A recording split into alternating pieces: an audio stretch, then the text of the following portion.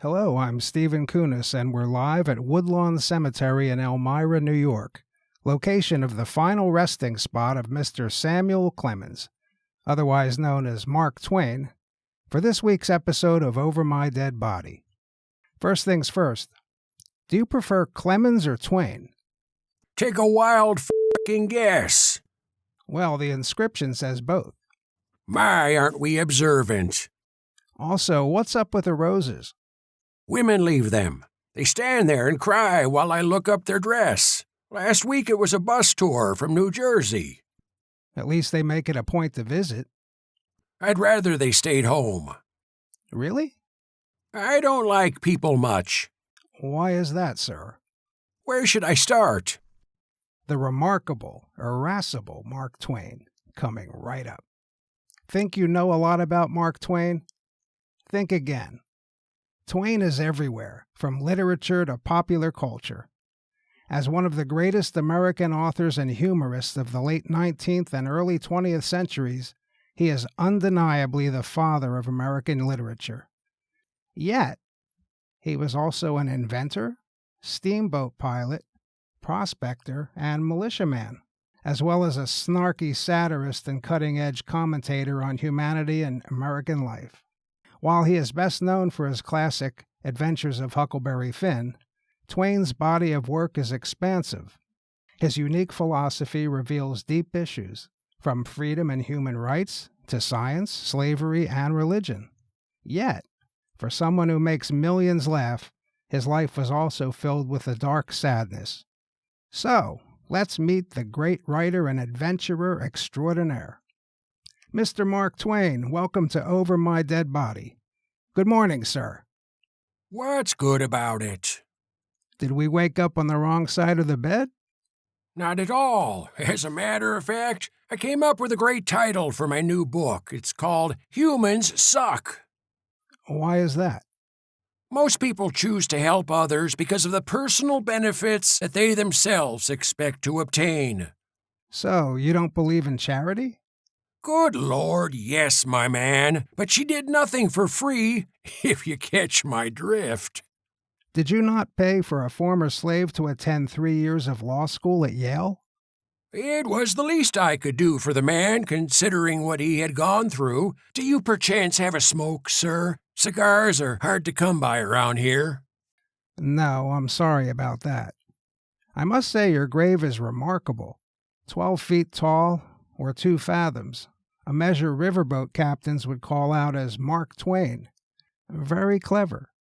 Some weirdo with a man crush used a ladder and stole it once. They nabbed him a few days later, and the judge sentenced him to 30 days in jail, where he had to give head the whole time, otherwise known as hard labor.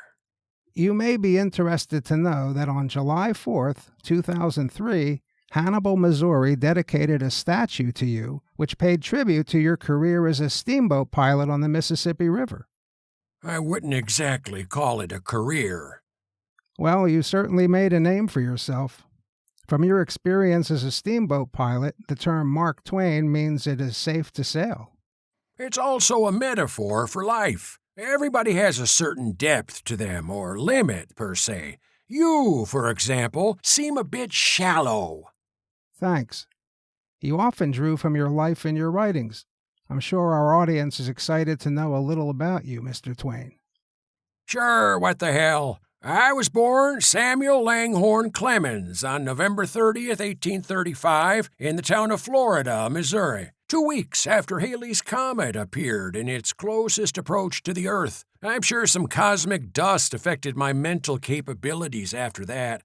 I was one of 7 children and the second to last child born. Unfortunately, my brothers Orion, Henry, and sister Pamela were the only ones who survived. My father, John Marshall Clemens, worked as a Tennessee country merchant, a lawyer, then a judge. My mother was Jane Lambton Clemens, a great mother. You were a pretty sickly child. Your mother worried you might not make it. Incorrect, sir. She was worried I would make it. Okay. In 1839, when you were 4, your father moved the family to Hannibal, Missouri, a town by the Mississippi River. This changed your life, right? Certainly did. It was on the banks of the Mississippi River that I reveled in life along a river busy with steamboat activity and other pleasures. I often traveled in makeshift rafts or cavorted in various swimming holes where I spied on girls and played with myself. Not to mention, a cave nearby offered me further opportunity for exploration and adventure. In fact, it was in the cave I explored the voluptuous body of the town whore and got laid for the first time. But your childhood was not entirely one of carefree play. Your father faltered with various business speculations. When he died in 1847 of pneumonia, you were only 12 years old and were forced to quit school to help support your family. I went to work as a typesetter for Orion, who owned several newspapers, one of which was the Hannibal Journal. I also began writing under the pseudonym SLC. What does SLC stand for? You would never win on Jeopardy! Do you consider yourself a self-taught writer? Even though I didn't finish school, I came to learn that no matter where I went in life, I could still educate myself by life experiences and by reading at the library. Writing came naturally. From the ages of 18 to 22, you worked as a printer, traveling from Missouri to New York, Cincinnati, Philadelphia, and St. Louis. What came next? In 1857, I stopped writing when I was in St. Louis because I was fascinated with riverboating.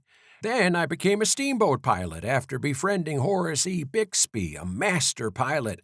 He made me memorize over 2,000 miles of riverbed.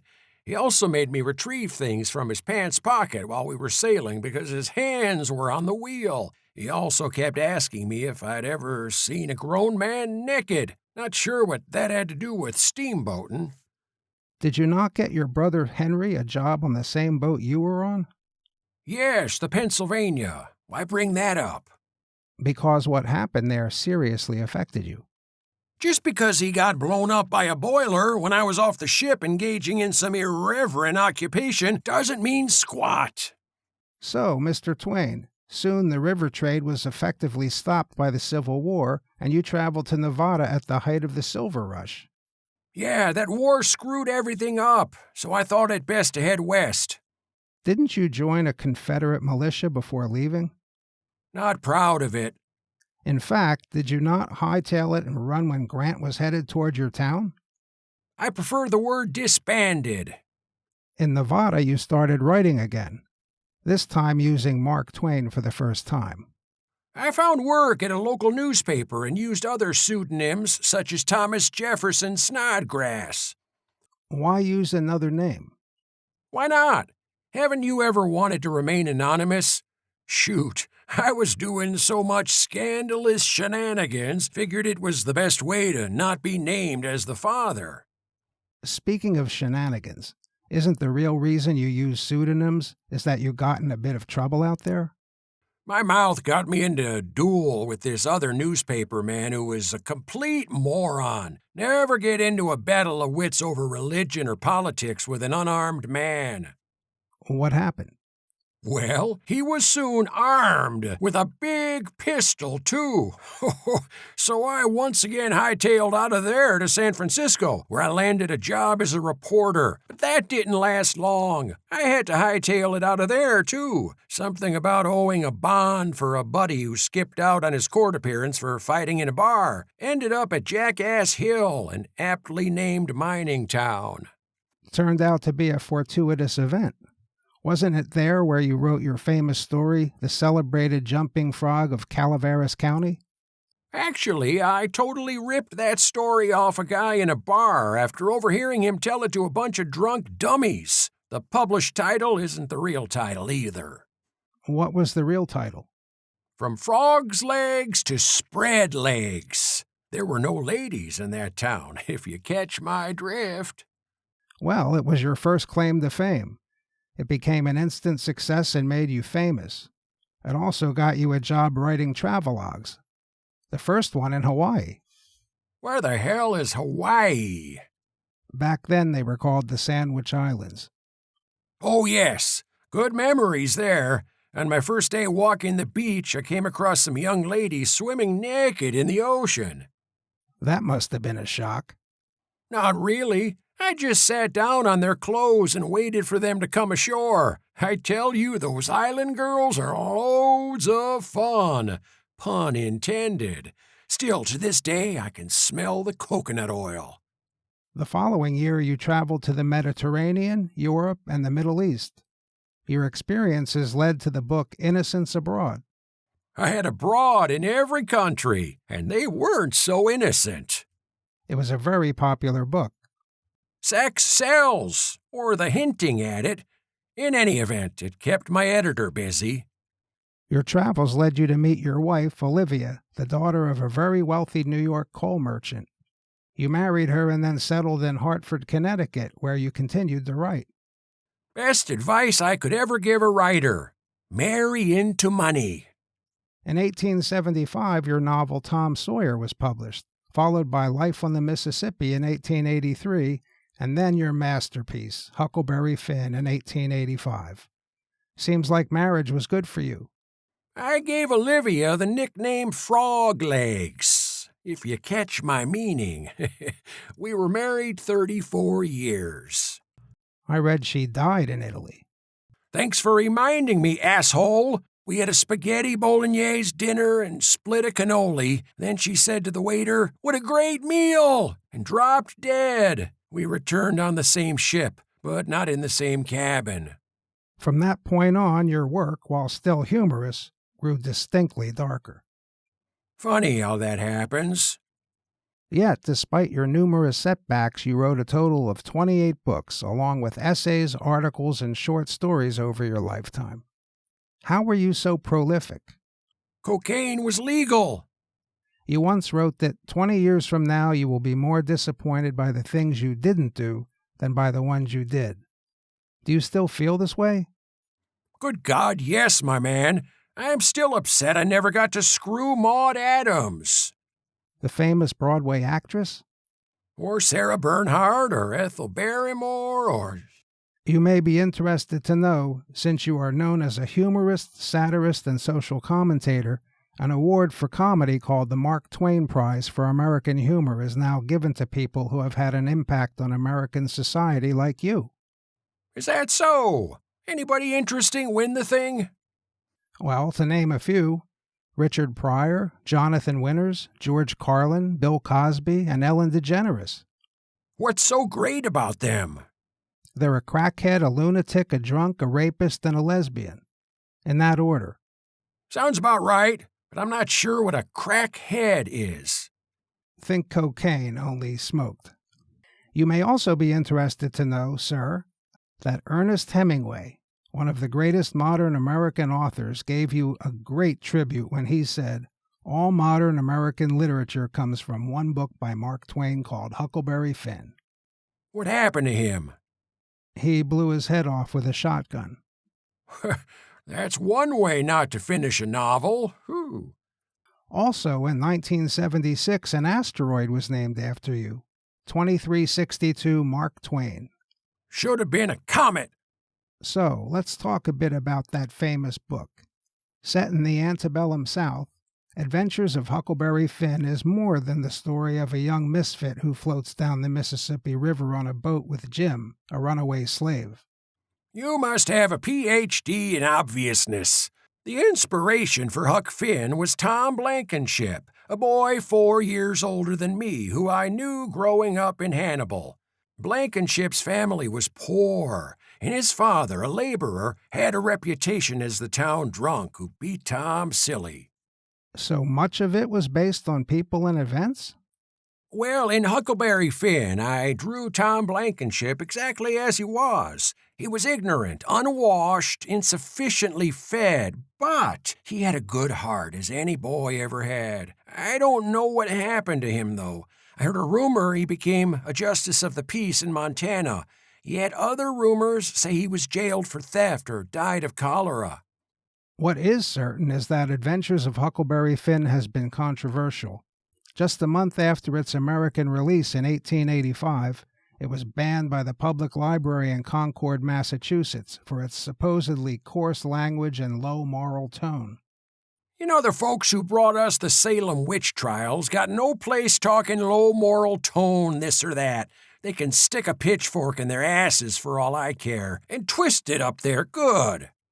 In the mid 20th century, critics began condemning the book as racist, and in the ensuing decades it was removed from some school reading lists. So much for the evolution of our species. You began the book with the preface, "Persons attempting to find a motive in this narrative will be prosecuted. Persons attempting to find a moral in it will be banished. Persons attempting to find a plot in it will be shot." Why? My books are like water. Those of the great geniuses are wine. Fortunately, everybody drinks water. After becoming a successful writer, you sunk money into a number of bad investments and eventually went bankrupt. One investing debacle involved an automatic typesetting machine. In 1874, I spotted one of the first typewriters, a Remington, in a Boston store window. Although it could only type capital letters and I had to operate the carriage return with a foot pedal, I bought it for $125. It was a piece of shit, but I wrote the first porn in America written on a typewriter. Seriously? Hell yes! Took me 10 minutes to write faster, harder, and deeper. Conversely, when offered the chance to invest in the telephone, you reportedly turned down its inventor, Alexander Graham Bell. It was a stupid invention. Who wants to talk to people all the time?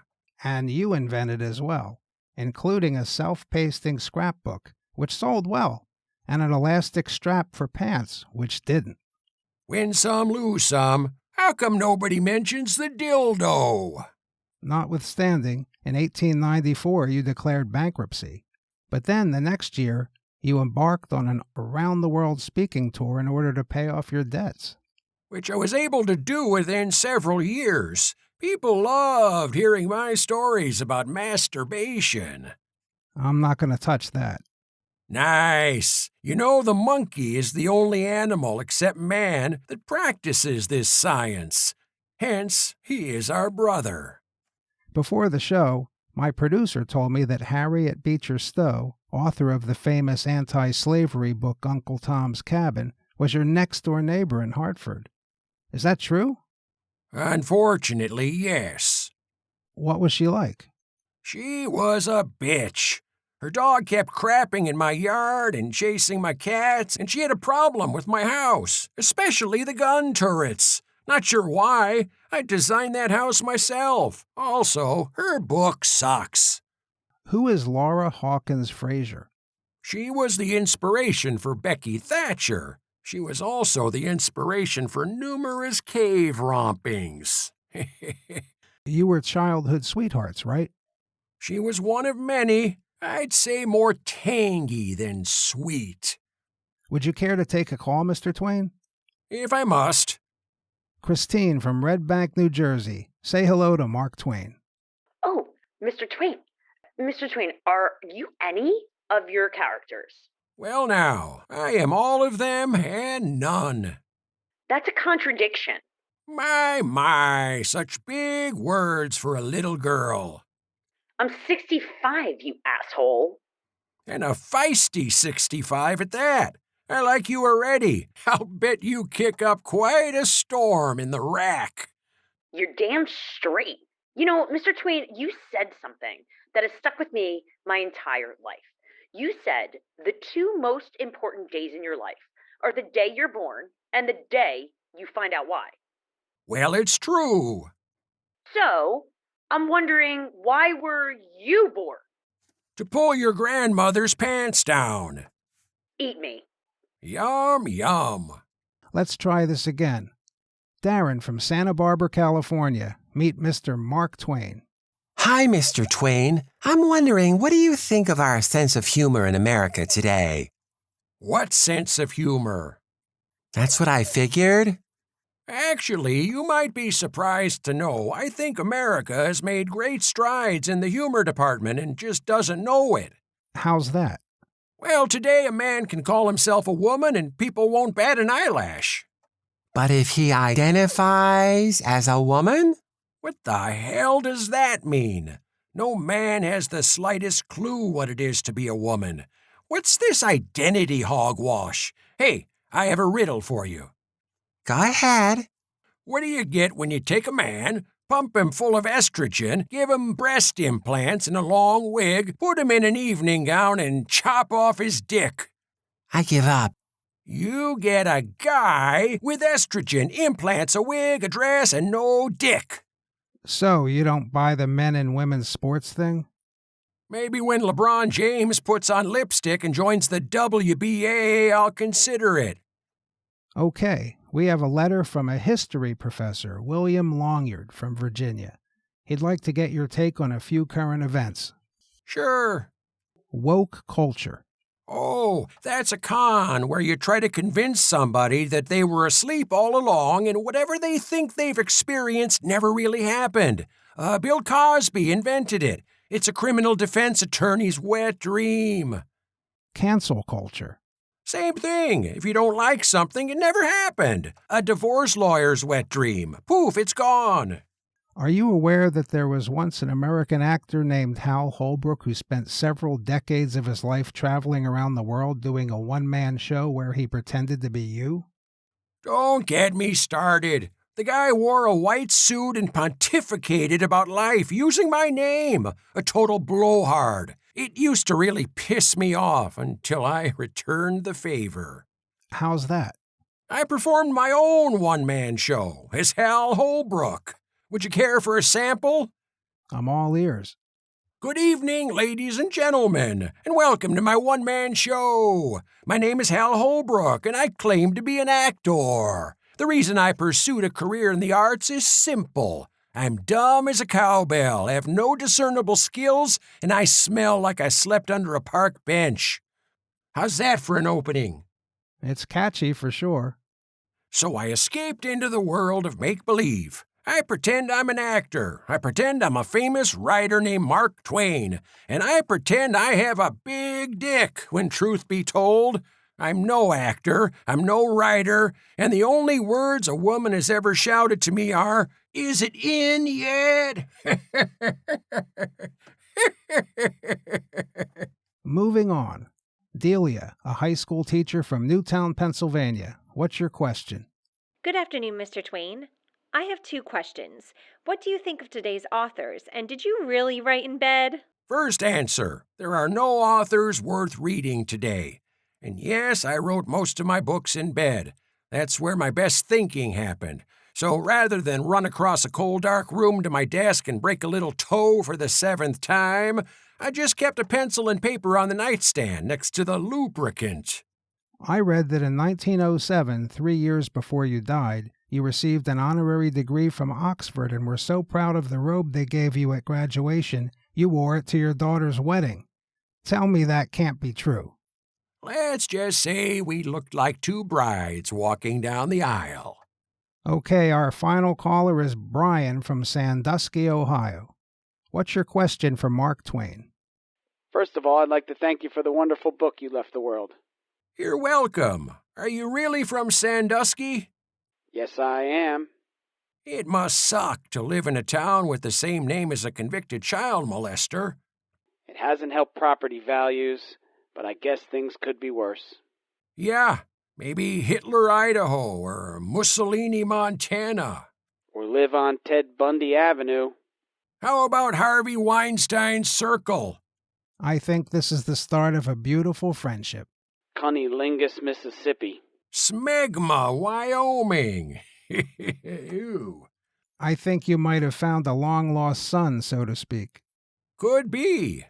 Speaking of descendants, your only surviving child, Clara, died in 1962 at age 88. Clara Clemens had one child, Nina, who passed away in 1966, but she was childless, so there are no direct descendants of you alive today. Thanks for the update, douchebag.